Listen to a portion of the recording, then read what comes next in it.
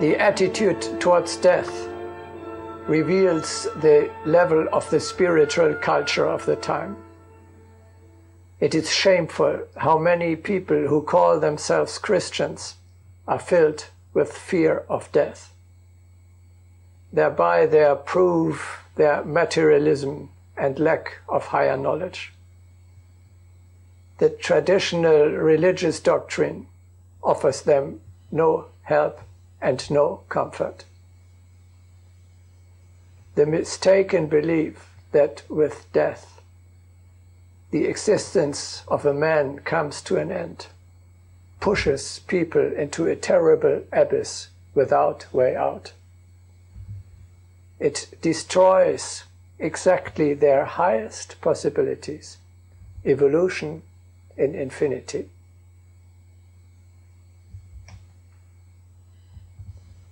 The purpose of the death of the body is to allow the soul to cast off old, outlived forms and to create new, better ones. The so-called death is only a transition into another state of being, a passage from one level of existence to another. As Agni Yoga says,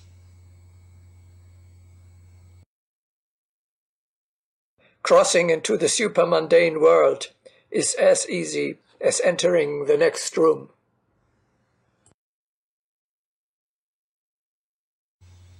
Or yet another apt quotation.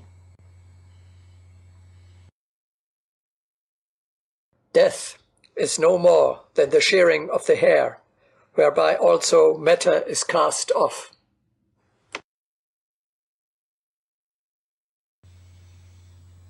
The soul returns to the realm of the spirit, to its true homeland.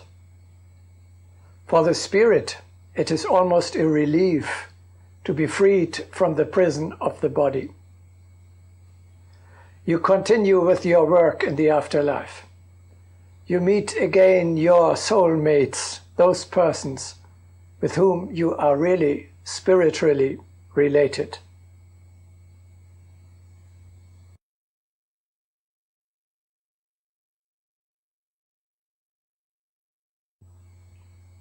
Filled with this knowledge, you can cast aside fear and go over calmly and confidently, even joyfully.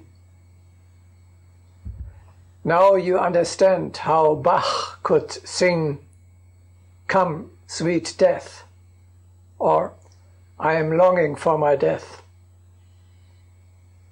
from where he took the strength and confidence to decorate these lines with so wonderful melodies that they finally put us to rest as the lullabies of our childhood days. The same wisdom speaks from Mozart's wonderful words to his father.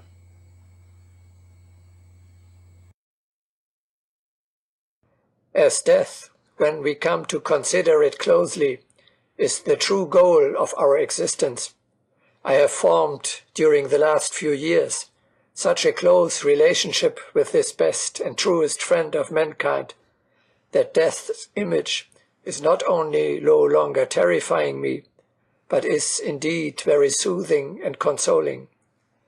And I thank my God for graciously granting me the opportunity of learning that death is the key which unlocks the door to our true happiness.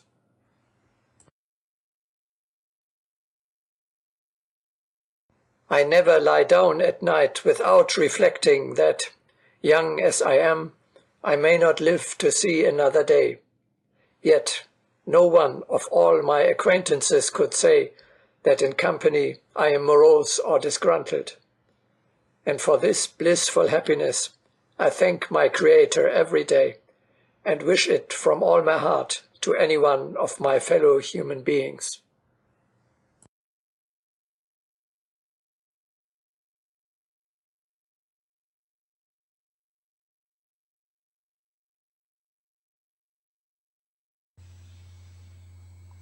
as well as to lead a dignified life, we should strive to die with dignity. As Seneca rightly says,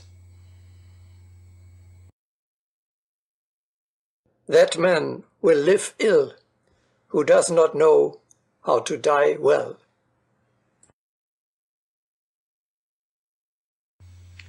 The hours of transition to the spiritual world are critical to the place that you will be taking in the afterlife. Therefore, you must already prepare timely and thoroughly while here on earth for the transition and for your future life. It would be a serious mistake to begin with this effort only at the last moment. Then it will be too late to acquire the skills that you will urgently need in the new, so different atmosphere above. The transition to the higher world is an important step of your infinite life path. You must make an effort to arrange this in a worthy, solemn, and joyful way.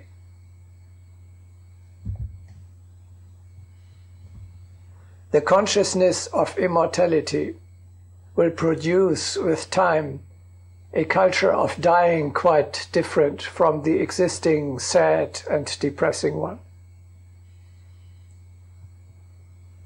But also those left behind have to learn how to behave properly towards the departing. Often they are the ones who disturb the concentration on a worthy transition, basically out of selfishness, by whining and trying to retain the dying. Tolstoy, one of the greatest spirits of all times, ran away from his family and died in a miserable railway station in the wilderness. Don't let it get that far. Prepare yourselves in time.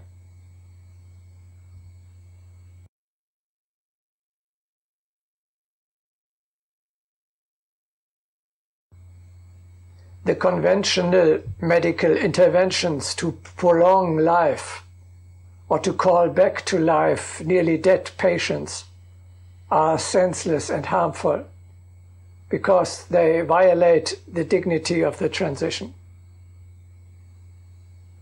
They are evidence of ignorance of the higher nature of man. What sense should it make in the face of infinity to artificially prolong the stay of the wanderer on earth that comes to its natural close by a period of time which is in any case completely insignificant in the view of his eternal path? It is obviously absurd to violate the higher nature of a man in order to prolong the disintegration of his lower self by a tiny little moment. Why does one retain an immortal soul for which the time has come to return home by force down here?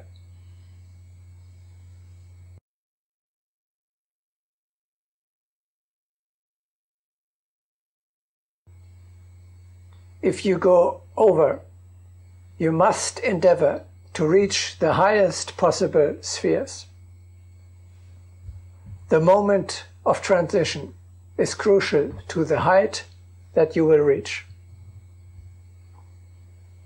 If you have your goal in the other world firmly in mind, for example, the home of your true spiritual father, and if you strive there with all your might, then you will be able to cross the terrible lower strata of the non-material world quickly and then you can penetrate into higher, brighter realms.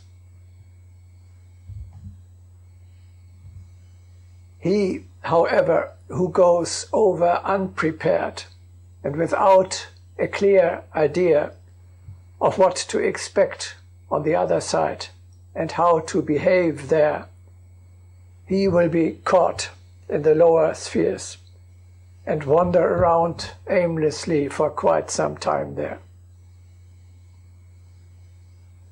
The feelings and thoughts that you harbor in the last moments of your life on earth decisively determine the direction into which your further journey goes, downwards or upwards.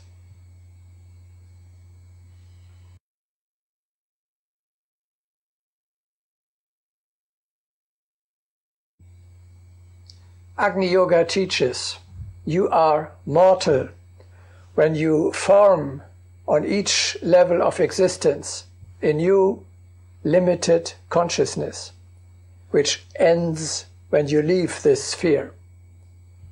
Mrs. Miller in this incarnation, Mr. Brown in the next. You are immortal when you manage to maintain one and the same consistent consciousness, namely the consciousness of your eternal individuality throughout the various changes of existence. When you are always one and the same personality in every material and non-material world which you are visiting during your infinite path. Accordingly, it is possible to go over to the spiritual world consciously, without a break, in full awareness. You can practice this by trying to experience consciously, in full awareness, the transition into sleep, the brother of death, and the waking up. We shall deal with this later in more detail. It is rightly said, death opens the eyes. The transition into the higher world is a moment of particular high awareness. You will be granted a brief glance of bright knowledge that illuminates your whole life like a flash. You then can perceive all of your life's events from the perspective of eternity in their true meaning.